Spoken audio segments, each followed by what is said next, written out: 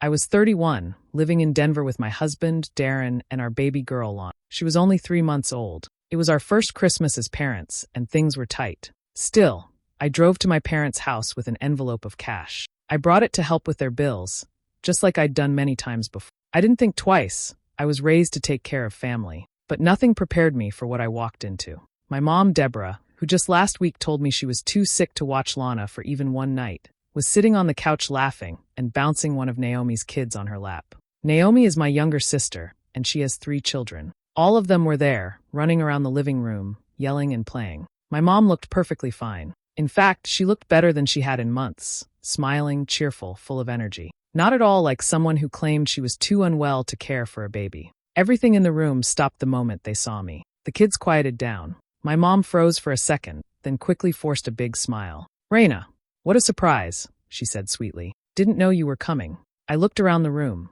still holding the envelope. My dad, Walter, was in his usual chair, staring at the TV, pretending not to see me. I turned to my mom. "You told me you couldn't watch Lana because of your health," I said, my voice low. There was silence. My mom opened her mouth, but before she could speak, Naomi jumped in. "Mom's just been overwhelmed lately," Naomi said quickly. She didn't want to push herself too hard. I stared at them. She's literally babysitting 3 kids right now. My mom sighed like I was being difficult. "It's different. Naomi really needs the help. You know how hard it is doing it all alone." That was the moment everything changed for me. I had just given birth. I was still recovering, still figuring things out. All I had asked for was one night, and they said no. But Naomi, who never pays a bill, never helps out, gets everything without asking. I looked at them and asked, "So Naomi needs you more than I do?" Nobody answered. My dad didn't even look up. Naomi rolled her eyes. My mom shook her head and said, "That's not what this is." But deep down, I knew it was exactly that. I realized I had spent years giving everything to this family. Money, time, patience. And when I finally needed something back, I got nothing. Just excuses. I didn't leave the envelope. I didn't say another word. I turned and walked out. That was the moment I stopped trying to prove myself to them. I had a baby at home who truly needed me, and I wasn't going to waste my energy on people who didn't. The next day, I couldn't stop thinking about what I had seen. My mom, who told me she was too ill to babysit Lana, was full of energy when it came to Naomi's children. It hurt more than I could say. For days, I had been trying to convince myself there was some explanation, but deep down, I knew the truth. I needed to hear it from her directly. I went back to my parents' house. This time, I wasn't carrying any money. I walked in and found my mom in the kitchen, washing dishes like nothing had happened. Naomi was there too, scrolling through her phone at the table. I didn't waste time. "Mom," I said, "you told me you were too sick to watch Lana, but you've been taking care of Naomi's kids just fine." She turned slowly, drying her hands on a towel. "Raina, please. It's not what you think." Naomi immediately jumped in. "Mom's been tired. She's got a lot on her plate. I'm here all the time with the kids. It's just easier this way." I stared at both of them. "Easier? Naomi has 3 kids, and you're managing them just fine. I asked you to watch my 3-month-old for one night." Naomi shrugged. "You're always so dramatic. This isn't about you." Something inside me snapped. I had stayed quiet for years. I helped whenever they needed me. I paid bills, brought groceries, fixed their car, and never asked for anything back. And now, when I finally needed a small favor, I was told no, while watching them give Naomi everything without question. "You know what?" I said, my voice rising. "It is about me. I've been the one supporting this family for years. I've paid your rent, your electric bills. I've brought over food, fixed problems, and never complained. And you, Mom, you've lied to me. You let me believe you were too sick, while you were babysitting Naomi's kids behind my back." My mom looked uncomfortable, like she wanted to be anywhere but in that room. "Raina, it wasn't like that." "Then what was it?" I demanded. "Tell me, why was Naomi more important than me? Why do I have to do everything while she gets all the support?" She opened her mouth to respond but said nothing. Naomi rolled her eyes again. "Maybe because you're always so tense. Mom's just trying to keep peace." I laughed bitterly. Peace? Or control? You just wanted the money to keep coming in without giving anything back. And Naomi? You've always known exactly what you were doing. You've never once paid a bill or lifted a finger for anyone but yourself. My mom looked down. Naomi stayed quiet for once. That silence told me everything I needed to know. They didn't deny it. Not really. Because they couldn't. For the first time, I saw it clearly. I had never been their priority. Just their backup plan. And I was finally done. I left my parents' house with the envelope of cash still in my hand. My heart was pounding, and my hands were shaking. I didn't look back. I couldn't. I got in my car, slammed the door shut, and sat there for a moment, gripping the steering wheel as the weight of everything hit me. For years, I had been helping them, paying their bills, making sure they were comfortable, always being the one they could count on. I thought they needed me. I believed they were struggling, and I was doing the right thing. But now, all of it felt like a lie. They didn't need me. They used me. They told me my mom was too sick to help with my daughter, but she was full of energy when it came to Naomi's kids. That wasn't need. That was choice. I drove home in silence, tears burning the corners of my eyes, though I refused to let them fall. My thoughts raced. All those years I spent worrying, sacrificing, stretching myself thin so they wouldn't go without, and none of it meant anything. Not to them. I wasn't their daughter who mattered. I was their safety net, their bank account, the one they could take from, knowing I wouldn't say no. By the time I pulled into our driveway, I had made up my mind. Clara met me at the door. She took one look at my face and didn't ask a single question. Instead, she wrapped her arms around me. I didn't even realize how much I needed that until I felt her warmth. We stood there in silence for a minute before she gently led me to the kitchen and made me sit down. "I take it things didn't go well," she said softly. I nodded. "You were right," I said. "You were always right.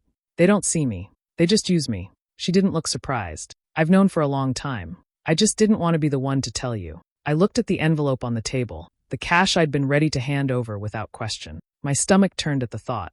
"No more," I said. My voice was steady now. "I'm done. No more bills. No more groceries. No more phone calls where they pretend to care just long enough to ask for something." Clara reached for my hand. "Are you sure?" "Yes," I replied. "For the first time, I'm sure." And I meant it. I wasn't angry anymore. I wasn't even sad. I was tired of being used, of chasing approval I would never get. My daughter deserved better. Clara deserved better. And so did I. That night, I held Lana a little longer before putting her to bed. She was only 3 months old, but in her tiny face, I saw the future I wanted to protect. A future without guilt, without lies, without being second best. I was done being their lifeline. Now, I was going to be my own. The next morning, I woke up with a kind of calm I hadn't felt in years. The anger was gone, replaced by something colder, clarity. I knew exactly what I had to do. I made a list. Every automatic payment I'd set up for my parents over the years. Rent, groceries, car insurance, electricity. One by one, I canceled them. With each click, I felt a little lighter. I'd spent too long carrying responsibilities that didn't belong to me. That ended today.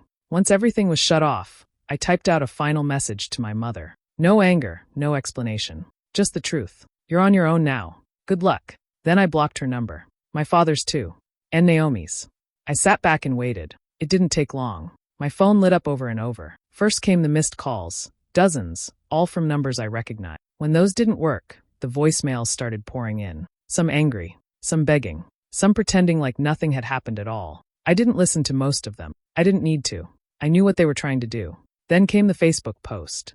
Deborah went public. A long, emotional paragraph about how her only daughter had cut her off during a time of great illness, painting herself as a fragile woman abandoned by the child she raised with love. She didn't mention the free rent, the years of bills I'd paid, or the lies about being too sick to babysit. She made herself the victim. And me?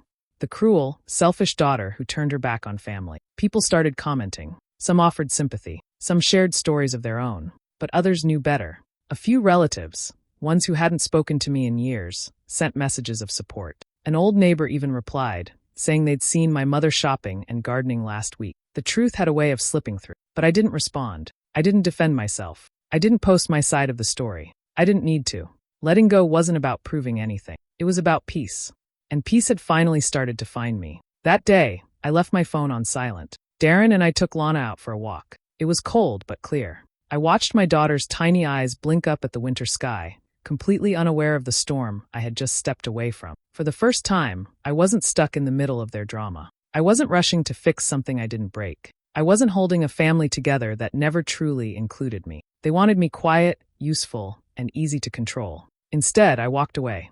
And I didn't look back. I hadn't planned to say anything. I thought staying silent would be the best way to move forward. But when I saw the lies my mother was spreading online, I knew I had to speak up, not out of spite, but to finally tell the truth. Her post had made its rounds, a dramatic story about how her only daughter had heartlessly abandoned her during a time of sickness. She painted herself as fragile and helpless, barely getting by. She never mentioned the money I sent every month. She left out the years of rent I paid, the groceries, the bills, the support I gave without hesitation. She simply made me look cruel. so I wrote a post of my own. No emotion, no insults, just the facts. I explained how I had been financially supporting my parents for years, how I'd rearranged my life after having a baby, hoping for just one night of help, and was told no because my mother was too sick. How I found her days later happily caring for Naomi's 3 kids without any sign of illness. I kept it clear and honest. I hit post, unsure of what would happen next. The response came fast. Messages started pouring in, some from people I hadn't heard from in years. Friends, old classmates, even cousins I barely knew reached out.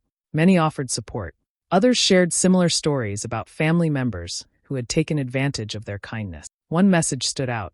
"I've been where you are. It's hard, but you're brave for walking away." Then the neighbors chimed in. People commented under my mom's original post, politely, but firmly, pointing out things they had seen. A woman from down the street wrote, "I saw Deborah weeding her garden last weekend. Didn't seem sick at all." Another neighbor mentioned seeing her carrying heavy shopping bags and chatting away at the local store, full of energy and smiles. The cracks began to show. And then it shifted to Naomi. For years, Naomi had played the role of the overwhelmed single mom. But now people were asking questions. Someone mentioned the expensive vacations she had taken, photos of beach trips and hotel stays. Another asked how she could be struggling if she was always dressed in new clothes and out for brunch every week. It didn't take long for Naomi's image to start falling apart. What had once looked like hardship now looked like entitlement. The story they had carefully built over time was unraveling in public view. I didn't respond to the comments. I didn't gloat. That wasn't what this was about. I hadn't posted to win sympathy or turn people against them. I did it because I was done being silent. I was done letting them tell their version while I kept the truth hidden. For once, people saw what I had been carrying all along. And I finally felt seen, too. 3 days passed without a word from me. I didn't answer calls, I didn't read the messages, and I ignored the noise on social media. I focused on my daughter, my home, and the peace that had started to settle in. For the first time in years, I wasn't checking my phone every 5 minutes out of guilt or pressure. It was quiet, and I liked it. Then came the knock. It was late afternoon. I had just put Lana down for a nap when I heard it, soft but steady. I opened the door, and there they were, my parents. Deborah stood there in her best sad face, the one she always wore when she wanted something. Walter was behind her, quiet as ever, eyes down like he couldn't look at me. They hadn't been to my house in over a year. Suddenly, they remembered where I lived. "Reina," my mother began, her voice already trembling. "Please, we just want to talk." I stepped outside, closing the door behind me gently so they wouldn't wake Lana. She wasted no time. "We're struggling," she said. "The rent is due. Your father's car needs repairs. We don't know what to do."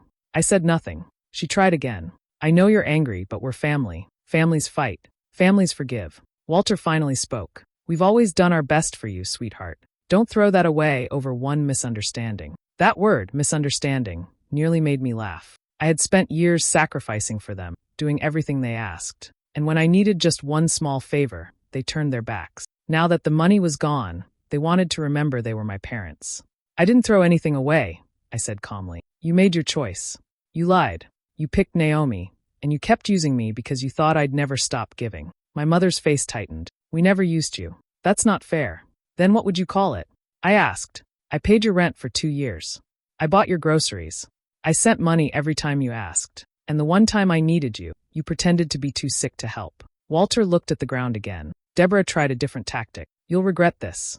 One day, we won't be here anymore, and you'll remember how cold you were." That was her final card, guilt. But I didn't feel it anymore. I looked at both of them and said, "You taught me to be loyal. You also taught me that loyalty should never be one-sided. I'm done being the only one trying." Then I turned and walked back inside. I didn't slam the door. I didn't raise my voice.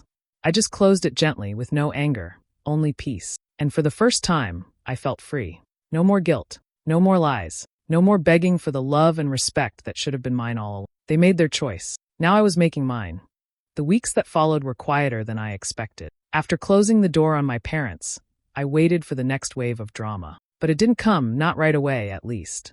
Instead, life slowly began to shift in a better direction. I poured my energy into work and started seeing the reward. My manager called me in one morning and offered me a promotion. It came with better hours and a raise, enough to finally build some real savings. At home, things were even sweeter. Lana had just started babbling simple words, and one day, she held up her chubby fingers and counted to 3. I cried right there on the living room floor, hugging her while she giggled. Darren and I started talking seriously about moving, somewhere quieter, with more space and better schools. A fresh start. For once, my life was mine. But peace doesn't last long when bitter people feel ignored. The whispers began slowly. A coworker mentioned something she saw online, someone claiming I was unwell, that I'd had a mental breakdown and pushed my family away. I knew exactly where it was coming from. Deborah. I shouldn't have been surprised, but it still stung. When manipulation didn't work, she chose slander. She couldn't handle being cut off, so she painted me as unstable to win sympathy. It was a clever move. People love to gossip about the one who walks away. They rarely question why someone had to. Then I got a call from Aunt Elise, my mother's older sister. She lived out of state and hadn't taken sides during the family drama. I didn't expect to hear from her, but I was glad I answered. "I've been hearing things," she said gently. "Your mother's telling everyone you're not well, that you're overwhelmed, not thinking clearly." I sighed. "She's trying to save face." "I know," Annalise replied. "And I just wanted to say, you don't owe them anything. I've seen how much you've done over the years. You were the only one keeping things running." Her words hit hard. For so long, I thought no one noticed. But she had. Others had too. "You made the right choice," she said. "Don't let the lies pull you back in." I thanked her through quiet tears. It felt good to hear the truth from someone who had no reason to lie. The rumors didn't stop right away, but they lost power over me. I stopped checking the posts. I ignored the whispers. Every time Lana smiled or said a new word, I was reminded of why I walked away in the first place. This peace, this space, this freedom, it was worth everything. Deborah could tell whatever story she wanted. I didn't need to defend myself anymore. The truth always finds its way out, and I was too busy building a life worth living to chase down every lie. It was a quiet Tuesday when the card arrived. I almost didn't notice it, tucked among bills and grocery flyers. It was plain, no glitter, no family photo, just a simple folded card with my name written in a familiar hand. I opened it slowly, expecting a long, emotional letter, but there wasn't one. Just a short message. "We miss you. Merry Christmas." No signature, but I didn't need one. I read it twice, then left it on the kitchen counter and walked away. It didn't anger me, but it didn't soften me either. After everything, 5 vague words weren't going to change anything. A few days later, I was putting Lana's mittens on when there was a knock at the door. It wasn't forceful, just a few light taps. I opened it to find someone I hadn't seen alone in years. Walter. My father stood there, holding a thermos in his hands like he'd brought it for comfort. He looked older than I remembered, tired, maybe even nervous. "I won't stay long," he said. "Just wanted to talk for a minute." I stepped aside, unsure why I was letting him in, but I did. We sat at the edge of the couch.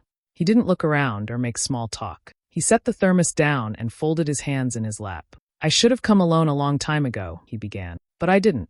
I waited. I watched your mother twist things. I watched you give, and I stayed quiet.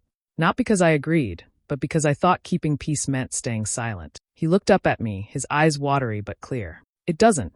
I didn't interrupt. "You did what I never had the courage to do. You walked away from the mess. You chose your daughter, your own life, over the endless guilt. And I know you've probably been told you're selfish for that, but you're not." That caught me off guard. My chest tightened, but I didn't show it. "I should have defended you more," he continued. "Even when you were young, I let her take the lead. I thought I was keeping things stable. But I see now, I was letting her hurt you while I stood back." He wasn't trying to fix anything. He wasn't asking to be let in again. He just told the truth. And that meant more than any apology he could have rehearsed. "I'm proud of you, Reina," he said, "for building something better." He stood slowly, grabbed the thermos, and gave me a small nod before heading to the door. He didn't ask for a second chance. He didn't ask to see Lana. He just left. I watched from the window as he walked down the snowy street, his steps careful, like he was walking through something heavy. And for once, it wasn't mine to carry. I was cleaning up after dinner when my phone buzzed. At first, I didn't care to check. Notifications didn't hold much weight these days. But then I saw the name. Naomi. It was a short message. "Hey, can we talk?" I stared at it for a minute. No emojis, no attitude, just plain words. Coming from Naomi, that alone was strange. We hadn't spoken since the fallout. She had stood by our mother like I was the villain. For months, I'd accepted the silence between us as permanent. Still, I replied.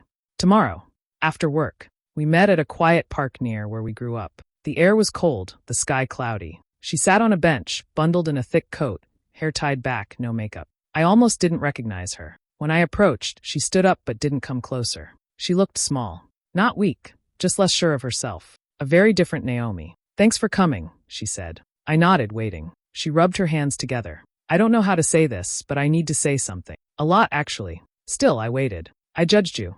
I thought you were dramatic. Angry for no reason. But I get it now." I raised an eyebrow. "What changed?" She let out a deep breath. "They moved in with me. That explained everything. Naomi went on. It's been 3 weeks. And I'm losing my mind. Mom's always complaining. Dad barely speaks unless it's to ask what's for dinner. And no matter how much I do, it's not enough. She looked away.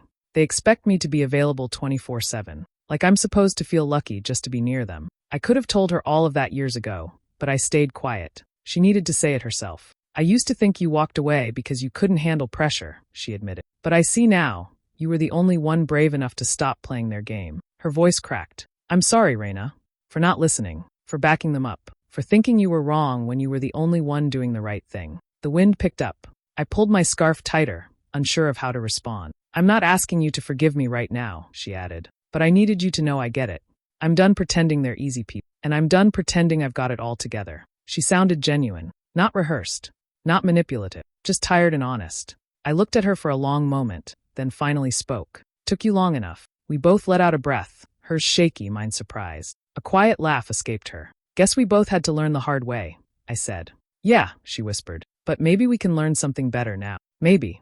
One step at a time. Naomi's apology had surprised me, but what mattered more was what came after. She didn't try to rush things or brush the past aside. She listened when I told her I needed space. I explained calmly that if we were going to rebuild anything, it had to be without guilt or old wounds weighing us down. To my relief, she agreed. It was the first honest conversation we'd had in years. We weren't trying to fix everything. We were simply choosing to begin again, with boundaries and with respect. Not as sisters stuck in childhood roles, but as women who'd lived and learned. For the first time, I didn't feel like I was holding on to family just to feel loved. I wasn't chasing approval anymore. I had my peace. And it didn't come from forgiveness or apologies. It came from letting go of the need to be accepted by people who only saw me when I was useful. That night, after a long warm bath and a lullaby humming softly through the baby monitor, I lifted Lana gently into her crib. She was sleepy but watching me with big, curious eyes. Mama, she whispered, voice barely above a breath. Are you happy? I paused. My throat tightened unexpectedly. I looked at her little fingers curled around her blanket, her soft cheeks, her steady gaze. Yes, baby, I whispered back, smoothing her hair. I really am. Because I meant it. Not everything had healed. Not everyone had changed. But I had. And as I sat in the quiet, the house calm around me, I finally felt it. Freedom. Not from people, but from the weight I used to carry just to feel seen. I didn't need their love anymore. I had my own.